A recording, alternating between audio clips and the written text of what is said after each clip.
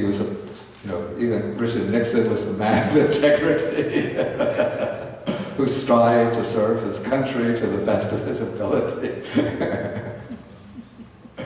Okay, then the bones whiten, burnt offerings end with ashes. So giving is a doctrine of fools and so on. Then the last sentence is the key point. Fools and the wise are alike cut off and annihilated with the breakup of the body, and after death they do not exist. So that is the main, you say, the thrust of the first view. The second view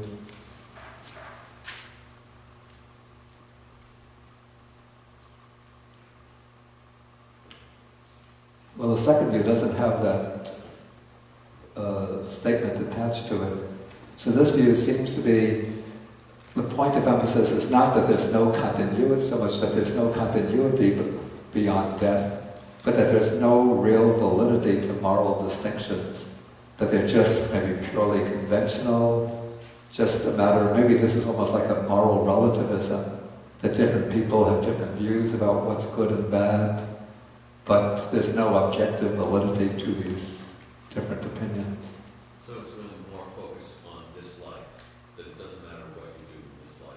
It isn't really. It seems so. It's really looking at consequences in the future. It seems so, but there is the way the person who's reflecting on them pulls out, develops his moral reflections.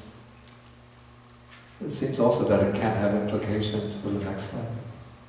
But we never, at least in the text, I haven't seen this view connected with a specific statement about whether there is an afterlife or not.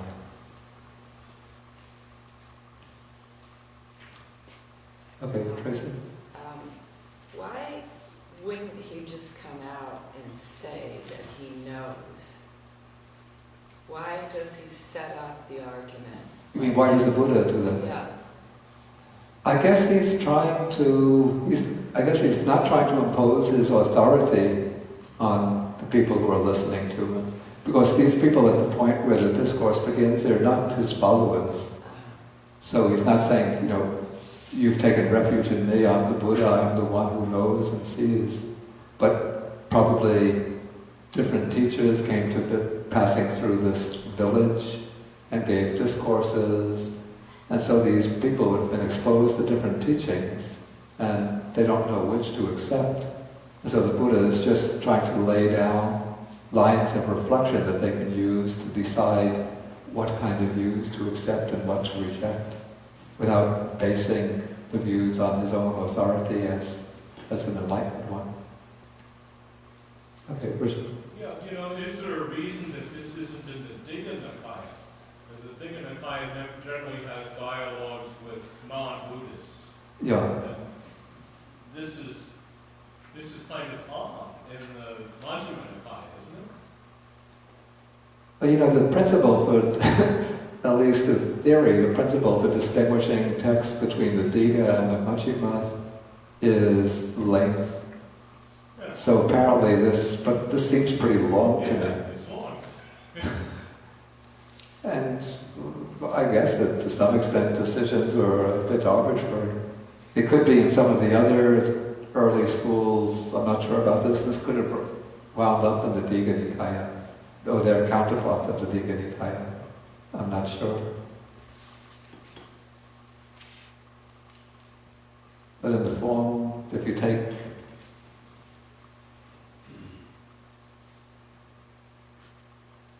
suttas of the Digha Nikaya in the form that they've come down to us with elisions of repetitive passages, some of them are shorter than this discourse.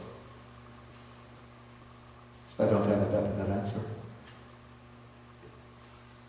Yeah, indeed. I fear to ask the question. Never fear. I dare. I have two questions. Well, the first question is, am I right in my understanding that even if you behave beautifully in this life, but you don't believe in heaven and hell, that it's not going to end well for you? This is a point, I brought this up the last time. it's an important point. It seems to me nowadays that, probably because of the influence of science and sort of the materialistic presuppositions of science, that there's a widespread disbelief in other realms of existence and the continuity of life or consciousness beyond death. But there are many people who are philosophical atheists, philosophical materialists, who still uphold very high standards of ethical conduct. And so my assumption is that even if one disbelieves in any kind of afterlife, but if one does uphold high ethical standards and acts in accordance with them, when things are over in this life, one is going to come into a favorable or happy state of rebirth. And I know from past experience in a particular Asian country, I don't think this is true about other Asian Buddhist countries, but there are people who are declared Buddhists, who will wholeheartedly accept Buddhist teachings, go to the temple on the Buddhist holidays, make offerings of flowers, fruits to the Buddha statue, go to the temples to offer food and other requisites to the monks. But when they get back home, when they're involved with business, they're stealing, adultery, slander, false speech, even could be killing. And so even though they might accept and endorse the doctrine of karma and its fruit, but I don't think that they're going to receive favorable results. The other follow-up question, please. Yeah. Who decides on the consequences? How do these consequences? I mean, I can see it in real time.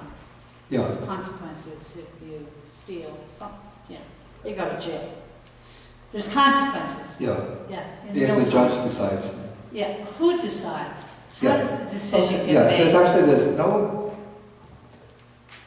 so let's say that there's no person or being with power sort of looking over and evaluating, this guy did good actions, this guy got 60 points of good actions, 40 points of bad actions, where do I send him? But it's sort of the, how do you call it, the self-functioning, naturally functioning law of karma that determines that good actions produce favorable results, bad actions produce undesirable results, that certain types of unwholesome actions will negate certain types of wholesome actions. So it's all working almost like the laws of thermodynamics or the laws of motion. If I throw a ball against the wall at a particular angle, you could say, who decides that the ball is going to bounce back at a 30-degree angle or a 40-degree angle? Nobody decides, but it's the way the laws of motion work. And so there's a similar law that holds sway over the workings of morally significant action, the law of karma. Thank you.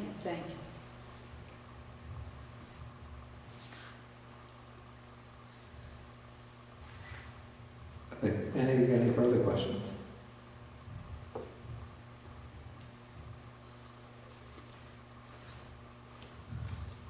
But maybe just to extend a little bit, you could raise the question, if you plant the seeds of roses in one bed of soil and the seeds of daffodils in another bed of soil, who decides that the rose seeds are going to turn into roses and that the daffodil seeds are going to grow into daffodils?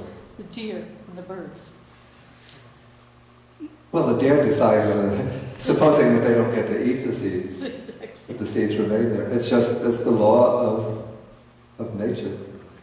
Or, well, let's say husband and wife have relations, and then the egg gets fertilized. Who decides which genetic characteristics of the father are going to get into the child, which genetic characteristics of the mother will get into the child? How will they balance each other out? Nobody decides, it's just the work. We say the laws of genetics determines that, which is really just a sophisticated way of saying we don't really know. At least I don't know. Maybe biologists know. You mentioned that in one Asian country, somebody could adopt the view, Yeah. and then their actions Wait, take the microphone. could adopt the view, which would be in keeping with Buddhist teachings. Yeah. But in fact, their actions were different. But is that really adopting the view? Yeah, this is a point one could sort of debate. At least in theory, if you ask them, do you accept such and such a view, they'll say, yes, I do. But their actions, in a sense, say that their actions belie their beliefs.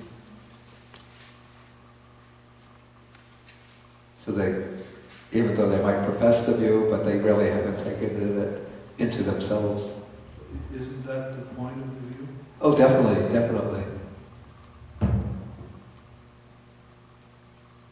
Yeah. But take the microphone.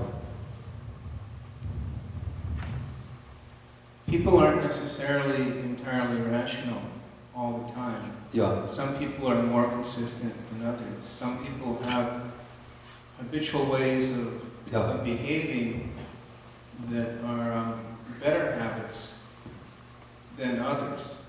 They both may have the same belief, but one person's habitual habits incline him to behave well more often than another person. That is actually true as well. Yeah, it is true. Yeah, so maybe I have to sort of backtrack and say that it is possible that the person can intellectually accept a certain view, but... And he may even have remorse after... Exactly. Not after indulging in some vicious gossip. Yeah. Because, oh, I shouldn't have said that. Exactly, yeah. But he's had the habit of gossiping.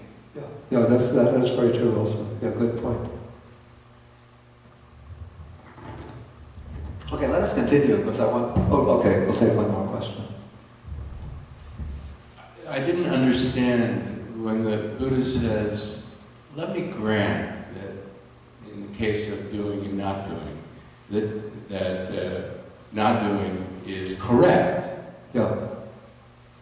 And then he says, but the wise would disparage you. I know. What does it matter if it's correct? Excuse me?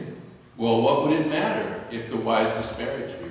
If the view is correct? Yeah, that occurred to me too. But it's just a way of reasoning, I think. Okay, thank you. Okay, let us continue because I want to try to finish this sutta today.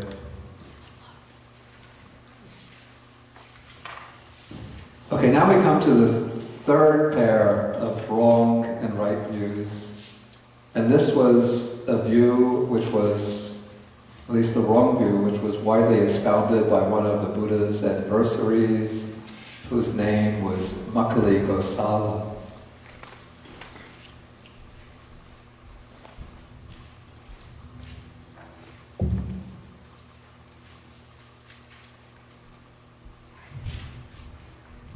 Okay, now, this is on page 513, and this is called the doctrine of non-causality.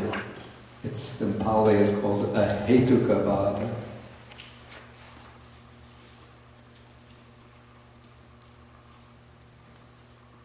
Okay, and this is also known as, the way Makkhali Gosala expounded it, niyativada, the doctrine of predestination or predetermination.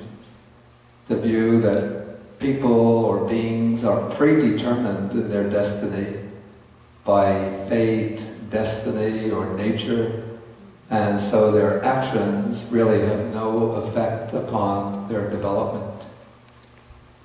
So the view goes, there is no cause or condition for the defilement of beings. Beings are defiled without cause or condition. There is no cause or condition for the purification of beings. Beings are purified without cause or condition. So here we actually have the two major projects, or two major concerns of the Buddha's teaching. One is with defilement, and the other is with purification.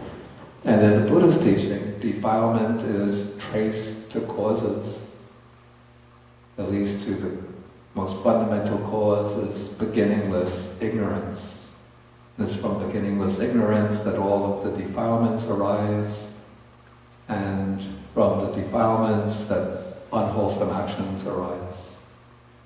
And then the Buddha's teaching is concerned with purification, or the elimination of defilements, and that takes place through cultivating the causes and conditions that eliminate defilement. That is, by practicing the 4 foundations of mindfulness, the 7 factors of enlightenment, the Noble Eightfold Path.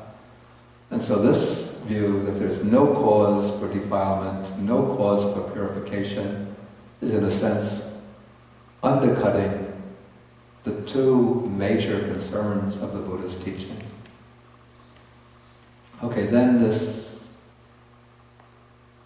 proponent goes on to say, there is no power, no energy, no manly strength, no manly endurance.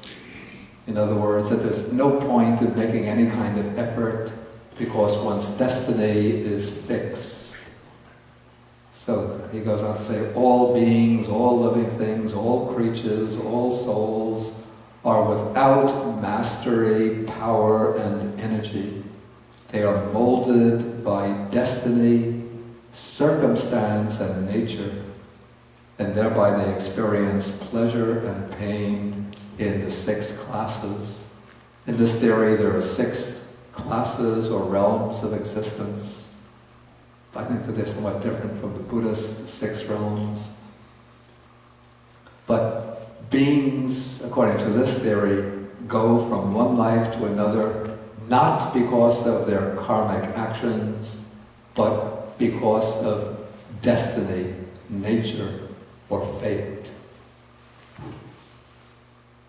And so, according to this teacher, what they say is that they use the simile of a ball of thread, and you take the end of the thread and you throw the ball, and the ball just keeps on rolling and rolling and rolling till when the ball finishes rolling, all of the thread is unwound from the ball. And so they say in the same way, living beings are determined by fate or destiny to wander through samsara, and when it's their destiny to fully unwind all of their predetermined realms of existence, then they gain liberation. And so whether one is a wise person or a fool, a good person or a bad person, that doesn't matter because one's deeds, one's effort has no effect on one's destiny. When the time is up, one is liberated, whether one is a fool or a wise person. Okay, then there are some teachers who are directly opposed to this view. These are like the Buddha, who say there is a cause for the defilement of beings, there's a cause for the purification of beings, there is power, energy, manly strength, manly endurance, and it is not the case that all beings and so on are without mastery, power, and energy, that they're molded by destiny, circumstance, and nature, and thereby experience pleasure and pain in the 6 classes. Okay, those are the 2 opposing views. Then the reasoning, it's exactly the same as in the previous type of reasoning, so we don't have to go through all the steps. But basically, what the Buddha endorses and advises to others is to accept the belief that there is a cause and condition for defilement and purification. If one accepts that there is a cause and condition for defilement and purification, then one will have a motivation for striving to overcome the inner defilements and striving to practice a path that will lead to purification.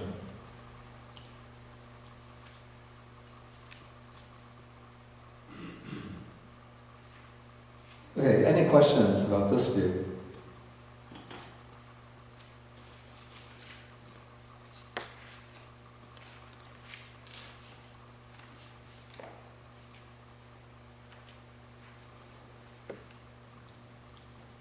Okay, then we'll go on to section 4. Now I'm on page 516.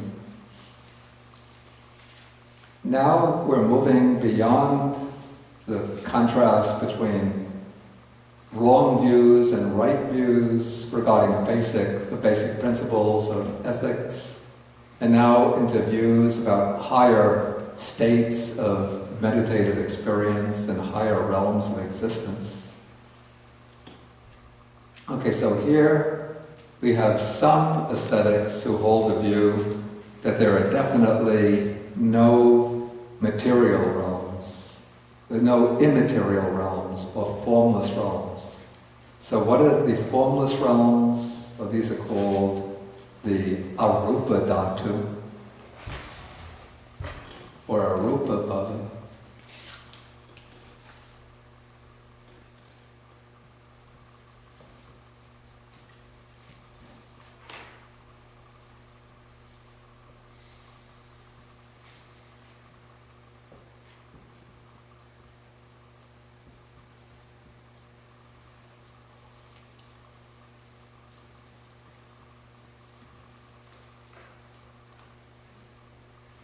What is the distinction between bhava and dhatu? Really, here they are almost identical. Maybe you could say that bhava signifies the concrete state of existence within the realm, and dhatu signifies the realm itself.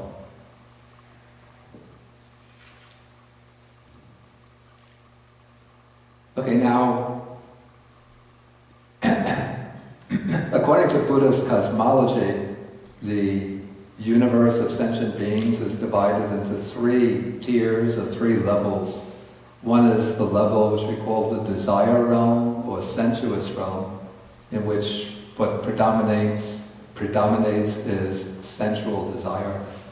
So the human existence belongs to the sensuous or desire realm, along with the animal realm, the realm of the hell realms, the realm of afflicted spirits, and then above the human realm there are 6 heavenly realms in which sensual desire is still present. Above the desire realm there is another realm called the form realm, in which there's still material form, still substance or matter, but sensual desire has been attenuated. So the beings in the form realm enjoy very deep states of meditative bliss, but they still have physical bodies that can interact with one another. Above the form realm is the formless realm. And in the formless realm, there's no substance or matter at all. But these are 4 planes of existence in which the living beings consist entirely of mind. All their experience is purely mental experience. There's no perceptions of matter, no physical bodies, no perceptions of matter. And these form realms are the realm of the infinity of space, or the plane of the infinity of space, the plane of the infinity of consciousness, the plane of nothingness, and the plane of neither perception nor non-perception. Don't ask me to describe what life is like there. Yeah. Those sound like the higher jhanas. Exactly.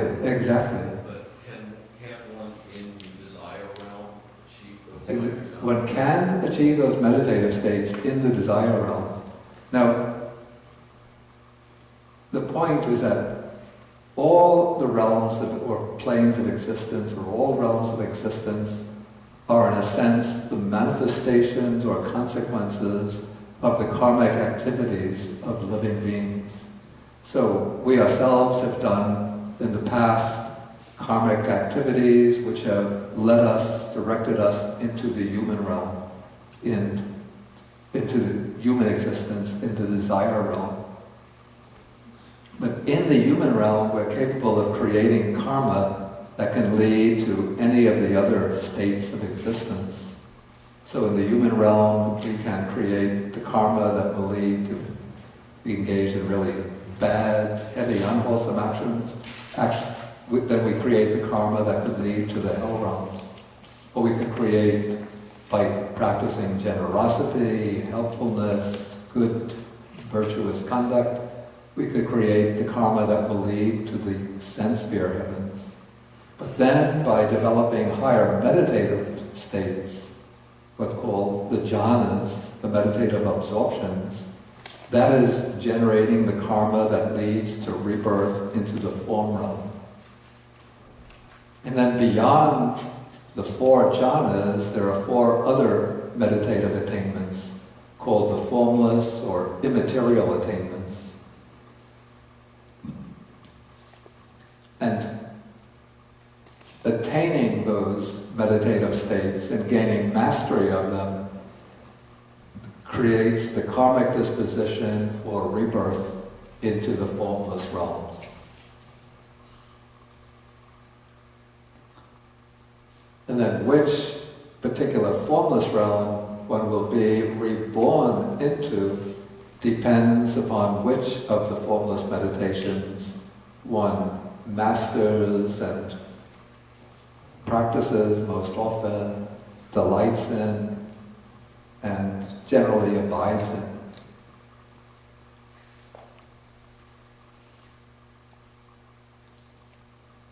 Okay, and these various meditative states were apparently known to yogis and contemplatives in the Buddha's time, even before the Buddha appeared on the scene and started teaching. Probably you've all gone through the Sutta, the story about the Buddha's quest for enlightenment, when he trained before his enlightenment, he trained under 2 of the famous meditation masters of his period.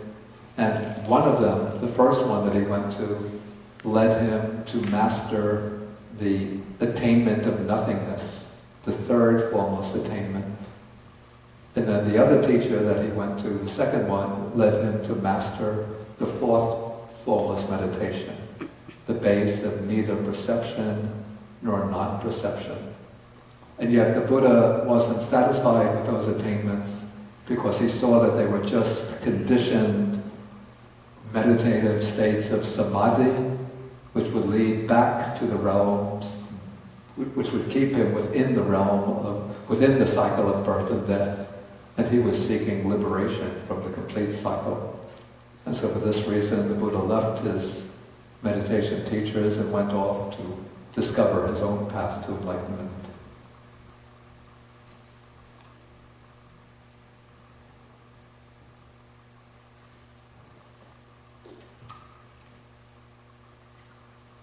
Okay, so these meditative states were known to some of the yogis during the Buddha's time, but apparently there were others who were skeptical about the existence of these realms. Okay, so here the Buddha begins by saying that there are some recluses and Brahmins who hold the doctrine that there are definitely no material realms.